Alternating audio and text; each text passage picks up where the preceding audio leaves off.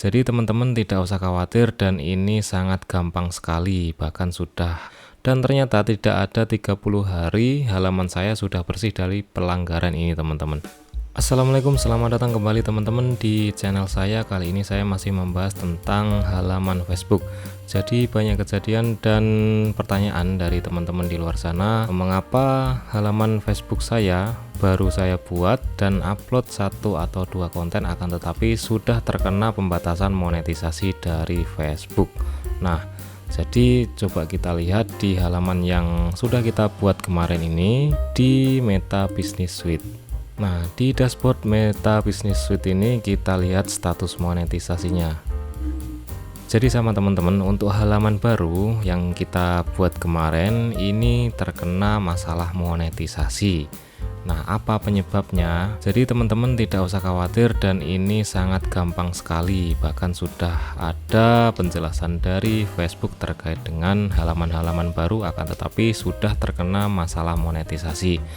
Mungkin kita agak bingung ketika harus mencari masalahnya di mana ya teman-teman. Misalkan kita di tab tindakan yang harus dilakukan ini, kita lihat detail.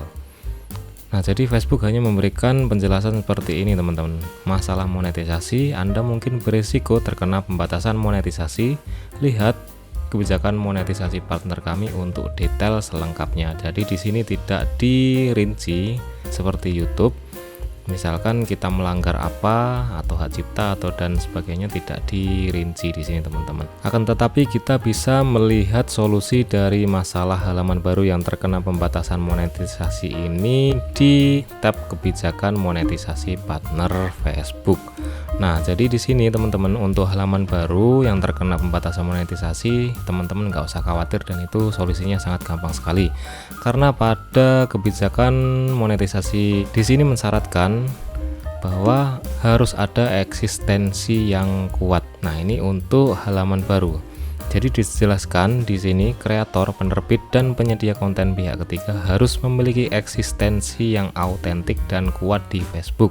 Agar memenuhi syarat untuk menggunakan semua fitur monetisasi, Anda harus memiliki eksistensi yang kuat selama minimal 30 hari. Nah, jadi penjelasannya karena halaman baru itu kita belum menunjukkan keberadaan kita teman-teman dan keaktifan kita. Jadi untuk halaman baru solusinya dari Facebook adalah harus memiliki eksistensi yang autentik dan kuat, yang artinya kita harus melakukan posting secara terus-menerus dan menunjukkan bahwa kita aktif di Facebook dengan konten-konten asli selama minimal 30 hari. Jadi bagaimana Facebook mau menjadikan kita partner monetisasi kalau kita tidak aktif di halaman atau profil tersebut? Itu masalahnya teman-teman. Jadi sekaligus saya ceritakan dengan pengalaman saya mengelola halaman terkait dengan eksistensi ini ya teman-teman ya.